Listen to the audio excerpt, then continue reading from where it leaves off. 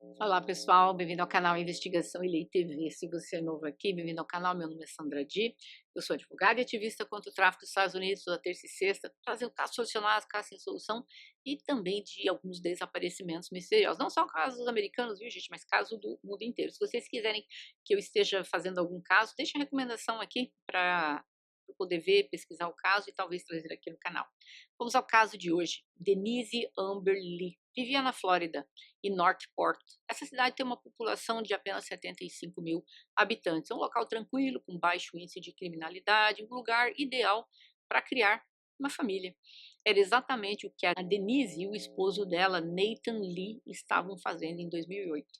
O casal começou o namoro no ensino médio. Nathan era um homem brincalhão, popular, e Denise era descrita como uma jovem quieta, gentil, mas muito inteligente. No primeiro dia dos namorados, o Nathan deu a Denise um anel em forma de coração, que ela nunca tirou. E eles rapidamente se apaixonaram, se casaram e se mudaram para um apartamento modesto, de 3 quartos, em uma rua tranquila, pouco povoada, tinha muitas árvores no local. Em 2008, eles eram já pais de 2 filhos pequenos, o Noah de 2 anos e o Aidan, ou Adam, de 6 meses. O Nathan trabalhava em 3 empregos diferentes para sustentar sua família. Denise era uma dona de casa amorosa que adorava os filhos. Em 17 de janeiro de 2008, era uma quinta-feira muito quente. O Nathan saiu cedo para trabalhar naquela manhã, por seu turno começar. Ele trabalhava como leitor de medidor elétrico. Pouco depois das 11 da manhã, ele ligou para Denise durante um intervalo de trabalho. Eles conversaram por causa de uns 5 minutos. O Nathan disse a ela que ela deveria abrir as janelas e deixar entrar um pouco de ar, e ela respondeu que tudo parecia bem, e ele voltou ao trabalho até o seu turno terminar às 3 da tarde. Nathan ligou novamente para Denise quando ele estava indo para casa, mas não obteve resposta. Ele tentou novamente mais 8 vezes durante a viagem de 25 minutos para casa e ela não atendeu. Quando ele chegou, parou na garagem, ele notou que todas as janelas estavam fechadas. Ele entrou em casa, não houve resposta, ele chamou, nada. Foi quando ele começou a entrar em pânico. As chaves e o telefone dela estavam no sofá da sala. Ele correu para ver as crianças estavam na casa sozinhas, um de 2 anos e um de 6 meses. E ele disse: "Não, ela não sairia de casa, deixaria as crianças sozinha de forma nenhuma". Não havia sinais de luta ou entrada forçada. E as crianças eram obviamente muito pequenas para dar qualquer informação. Ele ligou para a polícia às 3h29. Ele disse que tinha acabado de chegar do trabalho, a esposa não estava em casa e que seus filhos pequenos estavam em casa sozinhos. E que ele havia procurado-a em todos os lugares e não a encontrou. Após sua ligação para a polícia, ele começou a bater nas portas dos vizinhos para ver se alguém tinha visto ou ouvido alguma coisa. E, para surpresa, ele conseguiu uma pista promissora. Em algum momento, entre 1h30 e 2 da tarde, a vizinha dele, a Jennifer Eckhart, ela disse que ela estava assistindo televisão, mas ela viu algo suspeito pela janela. Um carro, um Chevy Camaro verde escuro, dirigia muito lentamente, circulando de um lado por outro na frente da casa. E isso a deixou desconfiada. E ela saiu para o jardim da frente, no momento que o carro parou na garagem do Nathan, a garagem do casal. E ela disse que ela fez contato visual com este homem, com o motorista, presumindo que ele havia encontrado a casa que ele procurava, talvez ele era um amigo, alguém foi fazer alguma entrega e tal. Aí ela pegou, voltou para dentro de casa e continuou assistindo televisão. Mas a curiosidade tomou conta dela e novamente ela foi lá na janela dar uma olhada e ela viu quando o carro se afastava. Ela disse que não conseguiu ver se tinha alguém mais dentro do carro, mas já havia visto bem o motorista. Então, ela pôde dar à polícia uma breve descrição dele. A próxima ligação do Nathan fez foi para o pai da Denise, Ricky Gold, que é um sargento da polícia. Ele disse que provavelmente ela havia sido abduzida, então uma busca massiva pela filha do sargento começou, que incluiu patrulhas de cães policiais, helicópteros vasculhando a área. Nenhuma pista até às 6h14, quando eles receberam outra ligação. A polícia recebeu e era a Denise. E ela dizia que ela foi abduzida, que ela estava vendada. A operadora de polícia perguntou se ela conhecia o homem, ela dizia que não. Vou colocar uma gravação com uma tradução para vocês ouvirem o pedido aqui, o desespero dela. Então, quem tiver de headphones tem que ouvir aqui. Naquele momento, ela percebeu, na hora que ela estava conversando com ele, o homem percebeu que ela estava no telefone e ele desligou o telefone. Mas pela gravação você vê o desespero dela, que é dizendo que eu quero voltar para casa, eu quero voltar para casa.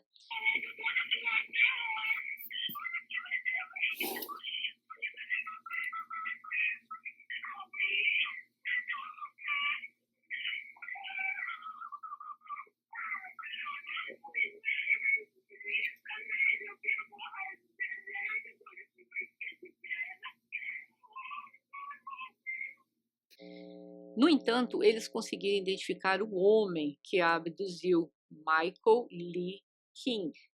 Michael era um homem de 36 anos, originário de Michigan, mas ele morava em Northport, apenas 13 minutos de carro da casa da Denise. Este homem trabalhava como encanador, era a profissão dele, mas ele estava desempregado há vários meses. Ele estava à beira da falência e a casa dele estava à beira de uma hipoteca. Ele havia se divorciado recentemente, sua esposa acabou deixando e tal, e ele tinha um filho de 12 anos. E ele tinha um QI considerado muito baixo. Então, dizem que foi um acidente que ele teve de trenó, quando ele sofreu aos 6 anos de idade, o que deixou com graves danos no lobo frontal. O Michael viveu uma vida bastante normal e nunca teve nenhum problema com a lei. Sabrina Moxlow, 17 anos, filha da prima do Michael. Ela ligou para a polícia e disse, abre aspas, uma garota saiu do carro e o primo do meu pai foi lá e a colocou de volta no carro. Ele veio à minha casa para emprestar uma pá, uma lanterna e uma lata de gasolina. Fecha aspas. Durante essa ligação foi confirmado que o Mike apareceu inesperadamente na casa do primo dele, do Harold, por volta das 6 da tarde, estacionou o carro na grama da frente. O Harold, por volta das 6 horas, estacionou o carro na garagem, na grama, né, da frente, de modo que o lado do motorista ficava de frente para casa. Ele disse, o Harold, que o Michael foi lá, disse que ele estava cortando grama e tal, e perguntou se ele podia pegar emprestado essas 3 coisas aí, né? Pá, gasolina, tal, uma lanterna.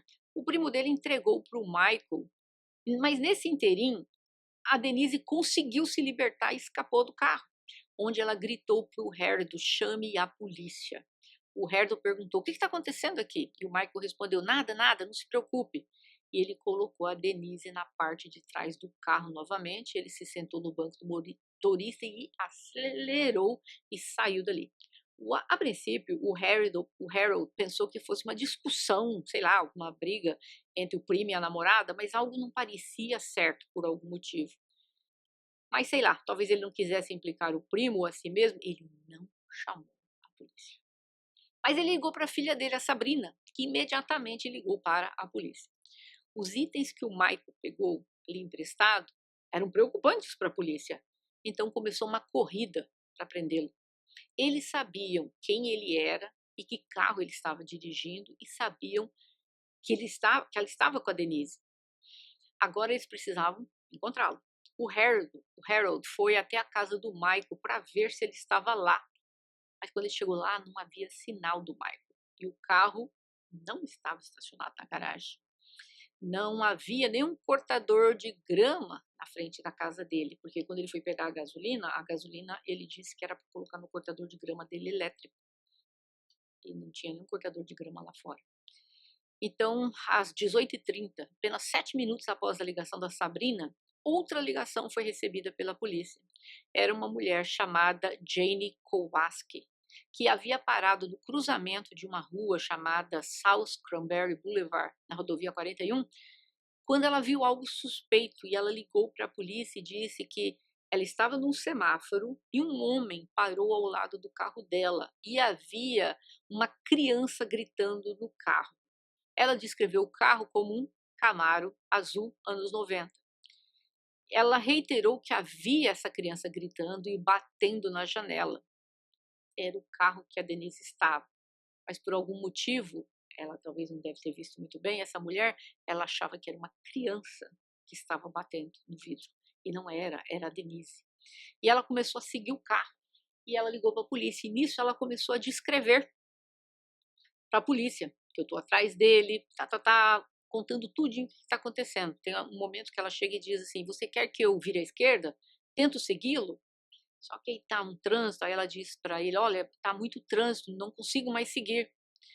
Ela disse que o homem dirigia o carro com uma mão, e com uma outra mão ele empurrava a cabeça da criança para baixo no banco de trás, que no caso era a Denise gritando e batendo no vidro. Ela disse que os gritos eram horríveis e aterrorizantes e que ela nunca tinha ouvido nada parecido na sua vida. E ela fez contato visual com o motorista e soube imediatamente que algo terrível estava acontecendo. Os dois carros permaneceram parados quando finalmente o motorista mudou de faixa e começou a dirigir atrás dela. Aí ela liga para ela está na polícia, o tempo todo no telefone na polícia, ela dizendo: olha, estou dirigindo devagar na tentativa de ver, só que ele está atrás de mim. O que eu devo fazer? Devo seguir o carro? Aí devo diminuir a velocidade para ver se ele me passa? Ou seja, ela estava tentando fazer de tudo. Aqui que as coisas tomam um rumo frustrante e trágico. No trecho da rodovia 41, que a Jane acabou de dirigir, quando ela cruzou a linha ali do condado de Sarasota para o condado de Charlotte. Essa foi uma ligação que foi atendida pela polícia de Charlotte. E todas as demais ligações, as outras, foram na polícia de Sarasota. O que aconteceu? Existiam pessoas ligando das duas cidades, dos dois condados, só que um condado não estava passando a informação para o outro. Então, a única ligação que chegou no condado de Sarasota foi o dessa mulher. Tem uma criança aqui batendo no vidro, gritando. A polícia não sabia que existiam duas outras gravações aonde a Denise gritava. Ela chegou até a dizer na gravação que o pai dela era sargento e pedia ajuda e gritava que ela queria voltar para casa. Então, um departamento da polícia de um local não estava sabendo da ligação do outro local. A ligação para a polícia não foi gravada corretamente e os representantes da área nunca foram despachados para seguir o carro que essa mulher telefonou. Isto mesmo. A atendente que atendeu esse telefone, ela ouviu tudo isso. Só que ela teria que ter escrito isso, né, no computador dela, para que os outros policiais recebessem a informação de dizer: olha, tem um carro aqui, uma criança ou vai que seja. Ela não fez isso, gente. Ela somente estava terminando o turno dela, ela passou e gritou. Falou assim: ó, tem um carro ali, não sei aonde, blá blá blá. E foi embora. Eles não souberam. Os policiais que ficaram ali, as pessoas que trabalhavam, os despachantes, não sabiam. Essa mulher fez errado. Ela tinha que ter escrito para que isso imediatamente fosse despachado para a polícia. Ela simplesmente passou, gritou e foi embora. Os que ouviram também não escreveram nada. Ou seja, a polícia estava ali no estado bem caótico e a operadora da outra comunidade, da outra parte do condado, ela repassava a informação aos despachantes dizendo que eles tinham que seguir o carro. Só que nisso, nenhuma unidade da patrulha local foi despachada aonde esse carro estava. A Denise estaria viva hoje se aquela infeliz tivesse passado a informação correta. Porque essa mulher, quando ligou, ela dirigiu atrás desse carro por muito tempo. E depois esse carro atrás dela. Se eles tivessem passado essa informação corretamente, a polícia teria parado eles. Porque tinha trânsito, mas ninguém passou. O xerife disse que todas as pessoas eram trabalhadores treinados, né? que eles não tinham absolutamente nada a ver com isso e tal, e ali se perdeu a respeito da Denise. E eu não preciso dizer a vocês que, infelizmente, este infeliz acabou violando a Denise e acabou tirando a vida dela. E o que a polícia fez nesse call center, nesse local de atendimento? Suspendeu apenas 2 despachantes que atenderam a ligação por alguns dias. Mas o castigo significou pouco, ou nada, né? O marido da Denise e o pai dela. Na minha opinião, eles teriam que ter sido demitidos e até responderem criminalmente por negligência. Ela estaria viva hoje, se não fosse pela incompetência desses atendentes que atenderam o telefone da polícia. O helicóptero de busca de várias unidades da patrulha permaneceram buscando, mas eles não sabiam o paradeiro do carro. Imagina, se tem um helicóptero, se alguém fala, olha, está na rodovia 41, o helicóptero estaria sobre o carro. O helicóptero conseguiria passar para as patrulhas locais. Estou seguindo, ele está indo aqui. A mulher, nesse tempo, ela já tinha perdido ele por causa do trânsito, mas o helicóptero teria seguido. O pior foi que mais tarde se soube que o patrulheiro, que tinha um carro da polícia estacionado, gente, do lado aonde esta mulher ligou, e ela disse, estou seguindo eles, está um trânsito danado, continuo seguindo. Tinha um carro pertíssimo. Esse patrulheiro nunca soube de nada, nunca recebeu nenhuma mensagem dizendo isso. Então, o Mike e a Denise passaram até por ele. No dia seguinte, Jane Kowalski, ela viu essa mulher, ela viu a foto do Michael no noticiário. Imediatamente ela reconheceu como motorista que ela viu e telefonou para a polícia. Ela ligou novamente para a polícia e disse que ela era a mulher que fez a ligação e perguntou se precisavam de mais informações. Para sua surpresa, eles não tinham nem ideia de quem ela era. Sim, do que a senhora está falando? O quê? Nem isso eles sabiam. Eles não tinham anotado absolutamente nada de quando ela telefonou. Vocês acreditam nisso? Porque quando você liga, você fala, meu nome é tal, eu liguei mais tarde, eu liguei ontem, né? Eles entram no computador, são atendentes da polícia diferente, a pessoa, não, sim, tá aqui teu nome, tal. Quando ela deu o nome dela, disse, eu falei aí com vocês ontem, querem mais informações? Ele, não tem nem nada aqui que você ligou aqui pra gente. Então, depois da ligação, o primo do Michael, Harold, ele disse, ele sabia que ele ia machucar aquela garota. Então, ele também foi uma das pessoas que ligou. Só que ele ligou um pouco depois, mas ela ainda estava viva quando ele ligou.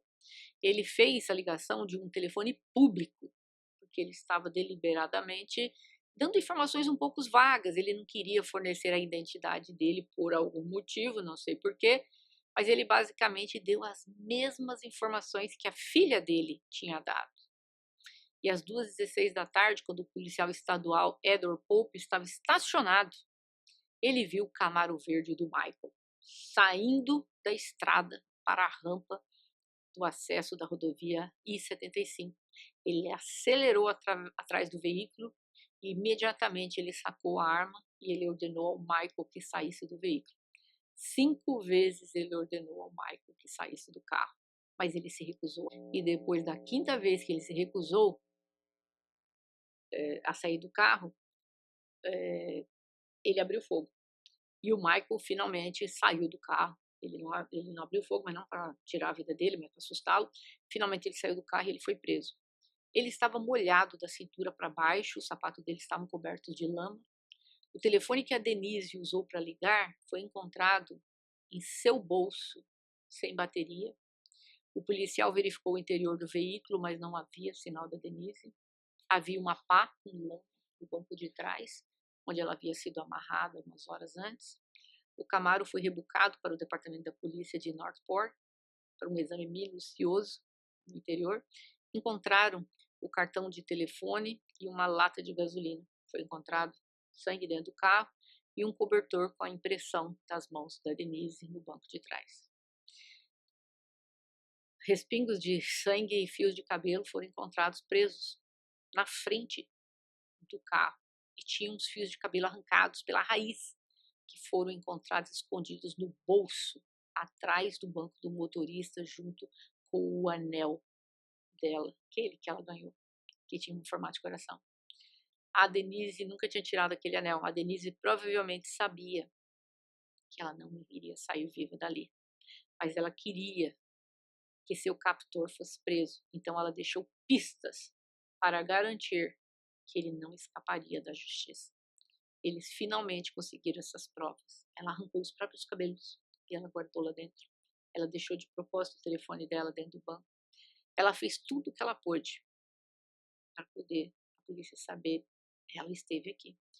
O Michael não deu nenhuma informação sobre o paradeiro da Denise e manteve sua inocência durante todo o processo. Até que o primo dele, o Harold, fez uma visita na tentativa de convencê-lo a contar à polícia, à família da Denise, o paradeiro. Mas ele acabou não falando.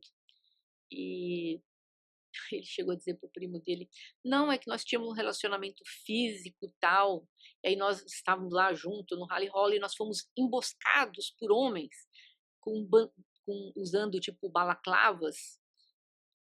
Claro que ninguém acreditou nele, né? Um mandado foi obtido para a casa do Michael e a polícia conduziu uma extensa busca na propriedade. Lá eles encontraram uma série de evidências perturbadoras. O quarto principal tinha um cobertor amarelo que estava cobrindo a janela. Havia um espelho encostado na parede, em frente à cama. Ou seja, o que ele estava fazendo com ela, ele queria estar vendo. Fluido seminal correspondia ao perfil de DNA dele. Os cabelos da Denise foram encontrados no quarto, na cozinha. As raízes do cabelo correspondiam ao perfil do DNA dela. A saliva também foi extraída da fita adesiva. O que ocorreu é que naquele fatídico dia a Denise foi tirada da sua própria casa, em plena luz do dia, contra a sua vontade. Ele dirigiu até a casa dela, onde ele a amarrou com fita adesiva e a manteve cativa por 3 horas e meia a 4 horas. Fez tudo que fez. Quando terminou, ele dirigiu para a casa dele. Antes de dirigir para a casa dele, ele passou na casa do primo dele. Ele já tinha planejado tirar a vida dela. Um dia após seu desaparecimento, uma equipe de busca canina estava vasculhando uma área próxima a um local chamado Plantation Boulevard, que liga a cidade de Toledo Blade. Ali é a mesma estrada que a Jane havia dito para a operadora que o Camaro havia feito a meia volta no dia anterior. E lá eles viram 2 montes de areia. Havia uma terra mexida. Segundo o técnico da cena do crime, o perito, ele disse que a areia parecia tinha sido colocada em cima de sangue e que acabou absorvendo. Só no dia seguinte é que a equipe e o legista conseguiram escavar o solo e ali, a uma profundidade de 1,1 metro, a equipe descobriu o corpo da Denise deitado em uma cova rasa, em posição fetal. Ela tinha um único ferimento de bala na cabeça. O examinador também confirmou que a Denise não estava vendada naquele momento. Ela lutou bravamente, teve vários ferimentos defensivos e hematomas, além de marcas de ligaduras nos pulsos causados por ter sido amarrada. 2 pedaços de fita adesiva foram removidos do seu cabelo. Michael King, esse dejeto humano, foi a julgamento. Seus advogados de defesa tentaram retratá-lo como um pai solteiro, trabalhador, um homem que não teve desentendimento anterior, que não tinha um histórico de violência, um homem que cresceu diante de pressões, dificuldades pessoais e financeiras. Que bela defesa, hein? Um de seus amigos forneceu uma declaração dizendo ao tribunal que nos dias anteriores ao ocorrido, o Michael havia ficado muito paranoico, alegando que os vizinhos o estavam espionando pelas janelas. Sua defesa se concentrou no fato de que as pessoas que sofreram danos no lobo frontotemporal são pessoas muito propensas a apresentar mau julgamento, assumir riscos excessivos, não regular bem a agressão e ter dificuldade de separar a realidade da fantasia. Porque esse infeliz tinha aquele problema do lobo frontal. Mas em 4 de dezembro de 2009, o Michael King foi condenado à pena capital e ele entrou com recurso em 2012, mas foi rejeitado. Ele continua no corredor esperando um dia que vai receber a injeção letal. o irmão mais novo do Michael, Jim, e a sua esposa Carrie, cuidaram do filho do Michael, que na época tinha 13 anos, 12 anos, digo. Ele precisava de aconselhamento para lidar com o abandono da mãe e as ações do seu pai. A família da Denise entrou com uma ação contra a polícia do condado de Charlotte depois que os erros dos despachantes foram o que causaram tudo isso, vamos dizer assim, podia ter tudo sido evitado. E eles receberam como pagamento 1,25 milhões de dólares, quase por volta de uns 5 milhões e pouco de reais. Mas isso não traz a filha dele de volta. O pai da Denise, o sargento da polícia, criou a Fundação Denise Amberley. E ele passou anos e anos seguintes viajando pelo país e dando palestras sobre a importância de padronizar o treinamento adequado aos operadores de emergência. A fundação ainda está ativa, como sempre. Existe a lei Denise Amberley, que foi aprovada por unanimidade em 2008. A lei oferece treinamento opcional para operadores da polícia. Deveria ser mandatório, né? A família da Denise continuou a pressionar pela aprovação de uma nova lei que tornaria obrigatório que os operadores da polícia passassem por treinamento e certificação adequada. O juiz que presidiu esse caso apontou o que era estranho e incomum era poder ouvir as últimas palavras de uma testemunha. As evidências que ela deixou, ela plantou, foram cruciais.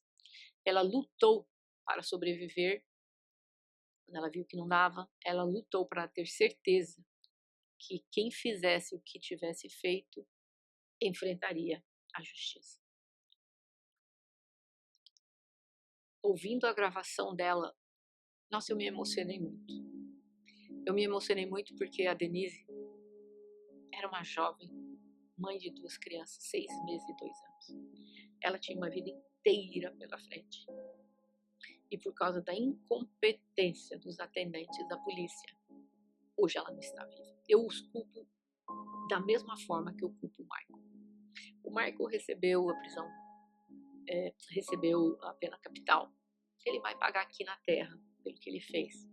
Certamente Deus não terá misericórdia dele na eternidade. Então, o futuro dele está garantido. O que me choca é que ela poderia estar viva hoje. Ouvindo a voz dela, pedindo socorro, dizendo que ela quer ir para casa. Quando ela diz que ela tem filhos. Quando ela fala que o pai dela é um sargento. Ela estaria aqui conosco hoje. Ela teria visto os filhos dela crescerem. Se simplesmente os atendentes tivessem feito o trabalho deles corretamente.